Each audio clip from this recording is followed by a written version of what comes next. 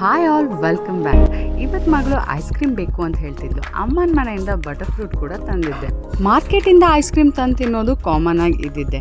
ನಾವೇ ಮನೇಲಿ ಪ್ರಿಪೇರ್ ಮಾಡಿಕೊಂಡ್ರೆ ಎಷ್ಟು ಚೆನ್ನಾಗಿರುತ್ತೆ ಅಲ್ವಾ? ಸೊ ಹಾಗಾಗಿ ಇವತ್ತು ನಾನು ಬಟರ್ ಫ್ರೂಟಿಂದ ಐಸ್ ಕ್ರೀಮ್ ಮಾಡೋದು ಹೇಗೆ, ಎಲ್ಲ ಬಟರ್ ಫ್ರೂಟ್ಗಳು ನನಗೆ ಬೇಕಾಗಿಲ್ಲ. ಇದರಲ್ಲಿ ಒಂದು 3 ಬಟರ್ ಫ್ರೂಟ್ಸ್ಗಳನ್ನ ಮಾತ್ರ ತಗೋತೀನಿ. ಈ ರೀತಿ ಚುಕ್ಕಿ ಚುಕ್ಕಿ ಬಂದು ಹಣ್ಣಾಗಿರಬೇಕು, ಅದು ತುಂಬ ಚೆನ್ನಾಗಾಗುತ್ತೆ.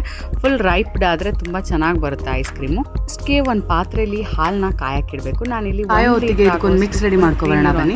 ಇದಕ್ಕೆ 100 ಗ್ರಾಮ್ ಅಷ್ಟು ಮಿಲ್ಕ್ ಪೌಡರು, 250 ಗ್ರಾಮ್ ಅಷ್ಟು ಶುಗರ್ ಬೇಕು. ಇದೆರಡನ್ನೂ ಒಂದು ಪಾತ್ರೆಗೆ ಹಾಕಿ ನೀಟಾಗಿ ಮಿಕ್ಸ್ ಮಾಡ್ಕೋಬೇಕು. ಹಾಲಿನ ಪುಡಿಲಿ ಗಂಟುಗಳಿರುತ್ತೆ, ಹಾಗಾಗಿ ಅದು ಒಡ್ಕೋಬೇಕು ಅಂತೇಳ್ಬಿಟ್ಟು ನಾವು ನೀಟಾಗಿ ಮಿಕ್ಸ್ ಮಾಡ್ಕೋತಾ ಇದ್ದೀವಿ. ಇಲ್ಲಿ ಗಂಟುಗಳಿದ್ದರೆ ನಮಗೆ ಐಸ್ ಕ್ರೀಮ್ ಅಷ್ಟು ನೀಟಾಗಿ ಬರೋದಿಲ್ಲ. ಸೊ ಹಾಗಾಗಿ ಎಲ್ಲ ಗಂಟುಗಳು ಒಡ್ಕೊಳೋ ಥರ ನೀಟಾಗಿ ಮಿಕ್ಸ್ ಮಾಡ್ಕೊಳ್ಳಿ.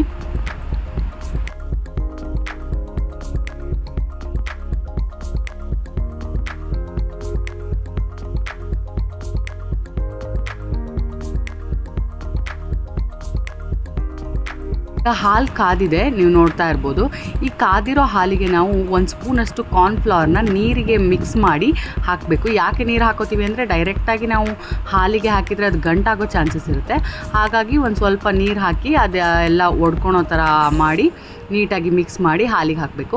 ಇದನ್ನು ಹಾಲಿಗೆ ಹಾಕೋದ್ರಿಂದ ಇದು ಹಾಲಿನ ತಿಕ್ನೆಸ್ನ ಜಾಸ್ತಿ ಮಾಡ್ತಾ ಹೋಗುತ್ತೆ. ಸೊ ಹಾಗಾಗಿ ಇದನ್ನ ನಾವು ಹಾಲಿಗೆ ಮಿಕ್ಸ್ ಮಾಡ್ಕೋತೀವಿ. ಅದಾದ ನಂತರ ನಾವು ಮಾಡ್ಕೊಂಡಿರುವಂತಹ ಮಿಕ್ಸ್ ಏನಿದೆ, ಹಾಲಿನ ಪೌಡ್ರ್ ಮತ್ತು ಸಕ್ಕರೆದು, ಅದನ್ನು ಹಾಕಿ ನೀಟಾಗಿ ಮಿಕ್ಸ್ ಮಾಡ್ಕೋಬೇಕು. ಎಲ್ಲೂ ಗಂಟಿಲ್ದಿದ್ದ ಥರ ಮಿಕ್ಸ್ ಮಾಡ್ಕೋಬೇಕು. ಇದು ಸ್ವಲ್ಪ ಟೈಮ್ ತೊಗೊಳುತ್ತೆ. ಒಂದು 5 ನಿಮಿಷನಾದರೂ ನೀಟಾಗಿ ಮಿಕ್ಸ್ ಮಾಡಿ ಗಂಟಿಲ್ದಿರೋ ಥರ ಕಂಟಿನ್ಯೂಸ್ ಆಗಿ ನಾವು ಮಿಕ್ಸ್ ಮಾಡ್ತಿರೋದ್ರಿಂದ ಹಾಲಿನ ಪೌಡ್ರು ಹಾಲಲ್ಲಿ ಡಿಸಾಲ್ವ್ ಆಗುತ್ತೆ, ಸಕ್ಕರೆ ಕೂಡ. ಈಗ ಅದ್ರ ತಿಕ್ನೆಸ್ ನೋಡಬೇಕು ಹಾಲಿಂದು. ಇದನ್ನ ಹಾಕಿದ್ಮೇಲೆ ಸ್ವಲ್ಪ ತಿಕ್ಕಾಗ್ತಾ ಬರುತ್ತೆ ಹಾಲು. ಗ್ಯಾಸ್ ಫ್ಲೇಮ್ನ ಆಫ್ ಮಾಡಿ ಇದನ್ನ ಈಗ ಕೂಲ್ ಡೌನ್ ಆಗಲಿಕ್ಕೆ ಬಿಡಬೇಕು. ಕೂಲ್ ಡೌನ್ ಆಗೋ ಹೊತ್ತಿಗೆ ನಾವು ಫ್ರೂಟ್ಸ್ನ ಕಟ್ ಮಾಡ್ಕೊಂಡು ಬರೋಣ ಬನ್ನಿ. ಫಸ್ಟಿಗೆ ಬಟರ್ ಫ್ರೂಟ್ನ ಮಧ್ಯದಲ್ಲಿ ಕಟ್ ಮಾಡ್ಕೋಬೇಕು. ಯಾಕಂದರೆ ಅದ್ರ ಮಧ್ಯದಲ್ಲಿ ಒಂದು ದಪ್ಪವಾದ ಸೀಡ್ ಇರುತ್ತೆ. ಸೊ ಅದನ್ನ ಸೀಡನ್ನ ನಾವು ರಿಮೂವ್ ಮಾಡ್ಕೊಳೋಕ್ಕೋಸ್ಕರ ಸುತ್ತ ಒಂದು ಸಣ್ಣದಾಗಿ ಒಂದು ಕಟ್ ಮಾಡ್ಕೋತೀವಿ. ಸೊ ಸೀಡನ್ನ ರಿಮೂವ್ ಮಾಡಿ ಒಳಗಡೆ ಇರೋ ಪಲ್ಪ್ನ ನಾವು ತೊಗೋಬೇಕಾಗಿ ಬರುತ್ತೆ. ತಿನ್ ಕಟ್ ಮಾಡೋದು ತುಂಬಾ ಈಸಿ. ಹೆಸರಲ್ಲೇ ಇರೋಗೆ ಬಟರ್ ಫ್ರೂಟ್ ಬೆಣ್ಣೆ ಅಷ್ಟೇ ಸ್ಮೂತ್ ಆಗಿರುತ್ತೆ. ಸೊ ಹಾಗಾಗಿ ಕಟ್ ಮಾಡೋಕ್ಕೇನೆ ಎಕ್ಸ್ಟ್ರಾ ಎಫರ್ಟ್ಸ್ ಬೇಕು ಅಂತಿಲ್ಲ. ಸೊ ಈಗ ಮಧ್ಯದಲ್ಲಿರುವಂಥ ಬೀಜದ ಸಿಪ್ಪೆ ಏನಿರುತ್ತೆ ಅದನ್ನು ತೆಕ್ಕೋತಾ ಇದ್ದೀವಿ. ಇನ್ನರ್ ಲೇಯರಲ್ಲಿರುವಂಥ ಸಿಪ್ಪೆನೆಲ್ಲ ನಾವು ರಿಮೂವ್ ಮಾಡಿದ್ಮೇಲೆ ಔಟರ್ ಲೇಯರ್ದು ಸಿಪ್ಪೆನ ನಾವು ರಿಮೂವ್ ಮಾಡಬೇಕು. ಇದನ್ನ ರಿಮೂವ್ ಮಾಡೋದು ತುಂಬಾ ಈಸಿಯಾಗಿ ಬಂದುಬಿಡುತ್ತೆ. ಹಣ್ಣಾಗಿದ್ದರೆ ಈಸಿಯಾಗಿ ತೆಗಿಬೋದು. ನೋಡ್ತಾ ಇರ್ಬೋದು, ಅದು ಈಗಲೇ ನೋಡೋಕ್ಕೆ ಅದು ಐಸ್ ಕ್ರೀಮ್ ಥರನೇ ಕಾಣಿಸ್ತಾ ಇದೆ. ಈ ರೀತಿ ಕಟ್ ಮಾಡ್ಕೊಂಡಾದ್ಮೇಲೆ ಅದನ್ನ ಸಣ್ಣ ಸಣ್ಣ ಪೀಸಸ್ ಆಗಿ ಕಟ್ ಮಾಡಬೇಕು. ಯಾಕಂದರೆ ಮಿಕ್ಸಿಗೆ ಹಾಕಬೇಕಲ್ವ ನಾವು, ಹಾಗಾಗಿ ಸಣ್ಣ ಸಣ್ಣ ಪೀಸಸ್ ಆಗಿ ಕಟ್ ಮಾಡ್ಕೊಂಡಿದ್ದೀನಿ ನಾನಿಲ್ಲಿ. ನೆಕ್ಸ್ಟ್ ಇದಕ್ಕೆ ಬೇಕಾದಂಥ ಡ್ರೈ ಫ್ರೂಟ್ನ ಕಟ್ ಮಾಡ್ಕೋತೀನಿ. ನಾನಿಲ್ಲಿ ಸ್ವಲ್ಪ ಬಾದಾಮ್ ಇತ್ತು, ಸೊ ಬಾದಾಮ್ನ ಈಗ ಐಸ್ ಕಟ್ ಮಾಡ್ಕೊಂಡಿರೋ ಹಣ್ಣನ್ನ ಒಂದು ಮಿಕ್ಸರ್ ಜಾರಿಗೆ ಟ್ರಾನ್ಸ್ಫರ್ ಮಾಡ್ಕೋಬೇಕು. ಆದ ನಂತರ ಆಲ್ರೆಡಿ ನಾವು ಮಾಡ್ಕೊಂಡಿರುವಂತಹ ಏನು ಹಾಲಿನ ಮಿಶ್ರಣ ಇದೆ ಅದನ್ನು ಇದಕ್ಕೆ ಜಾಯಿನ್ ಮಾಡಬೇಕು. ಇದು ಫುಲ್ ಕೂಲ್ ಡೌನ್ ಆದಮೇಲೆ ನಾವು ಇದಕ್ಕೆ ಹಾಕೋಬೇಕು. ಈಗ ಮಿಕ್ಸಿ ಮಾಡ್ಕೋತೀವಿ, ನೀಟಾಗಿ ಬ್ಲೆಂಡ್ ಮಾಡ್ಕೋಬೇಕು. ಯಾವುದೇ ರೀತಿ ಹಣ್ಣಿನ ಪೀಸಸ್ಗಳು ಸಿಗದಿರೋ ಥರ ಕ್ರೀಮಿ ಥರನೇ, ಸೇಮ್ ಈಗಲೇ ಐಸ್ ಕ್ರೀಮ್ ಕಾಣೋ ಥರ ಕಾಣಿಸ್ತಿದೆ ಅದು. ನೀಟಾಗಿ ಬ್ಲೆಂಡ್ ಮಾಡಿ ಇದನ್ನ ಫ್ರೀಸರಲ್ಲಿ ಸ್ಟೋರ್ ಮಾಡಬೇಕು. 1 ಅವರ್ ಫ್ರೀಸರಲ್ಲಿ ಹೀಗೆ ಮಿಕ್ಸಿ ಬಾಕ್ಸಲ್ಲೇ ನಾನು ಸ್ಟೋರ್ ಮಾಡಿದ್ದೀನಿ. ಯಾಕಂದರೆ ಇದನ್ನ ಮಕ್ಕೆ ಅಂತ ಹೇಳಿದ್ರೆ ಫ್ರೀಸರ್ 1 ಅವರ್ ಆದಮೇಲೆ ಬ್ಲೆಂಡ್ ಮಾಡೋದ್ರಿಂದ ಇದು ತಿಕ್ಕಾಗ್ತಾ ಬರುತ್ತೆ. ಈ ರೀತಿ ಪ್ರೋಸೆಸ್ನ ಒಂದು 2 to 3 ಟೈಮ್ಸ್ ಮಾಡಬೇಕು.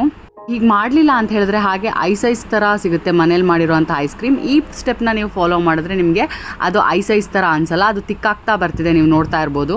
ಇಲ್ಲಿ ಈ ರೀತಿ ಫ್ರೀಸರ್ಗಿಟ್ಟು 4 ಟೈಮ್ಸ್ ಗ್ರೈಂಡ್ ಮಾಡಿದ್ದೀನಿ. ಈ ರೀತಿ ಗ್ರೈಂಡ್ ಆದಮೇಲೆ ಇದನ್ನ ಒಂದು ಯಾವ್ದಾರ ಕಂಟೈನರಿಗೆ ಟ್ರಾನ್ಸ್ಫರ್ ಮಾಡ್ಕೊಳ್ಳಿ. ಇಲ್ಲಿ ಇದಕ್ಕೆ ಸ್ವಲ್ಪ ಬಾದಾಮ್ನ ಕೂಡ ಮಿಕ್ಸ್ ಮಾಡ್ಕೋತೀನಿ. ಐಸ್ ಕ್ರೀಮ್ ಮಧ್ಯದಲ್ಲಿ ಡ್ರೈ ಫ್ರೂಟ್ ಸಿಕ್ಕಿದ್ರೆ ತುಂಬ ಚೆನ್ನಾಗಿ ಅನಿಸುತ್ತೆ ನನಗೆ.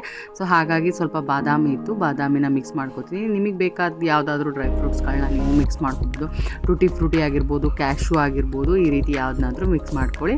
ಆ್ಯಂಡ್ ಡೆಕೋರೇಷನ್ಗೋಸ್ಕರ ಮತ್ತೆ ಮೇಲ್ಗಡೆ ಒಂದು ಸ್ವಲ್ಪ ಬಾದಾಮ್ನ ನಾನು ಮತ್ತೆ ಸ್ಪ್ರಿಂಕಲ್ ಮಾಡ್ತಾ ಇದ್ದೀನಿ. ಹಾಗೆಯೇ ಈ ರೀತಿ ಎಲ್ಲ ಆದಮೇಲೆ ನಾವು ಇದನ್ನು ಲಿಡ್ ಕವರ್ ಮಾಡಿ ಫ್ರೀಸರಲ್ಲಿ 8 ಅವರ್ಸ್ ತನಕ ನಾವು ಸ್ಟೋರ್ ಮಾಡಬೇಕು. 8 ಅವರ್ಸ್ ತನಕ ಸ್ಟೋರ್ ಮಾಡಿದ್ರೆ ಅದು ಗಟ್ಟಿ ಆಗ್ತಾ ಬರುತ್ತೆ.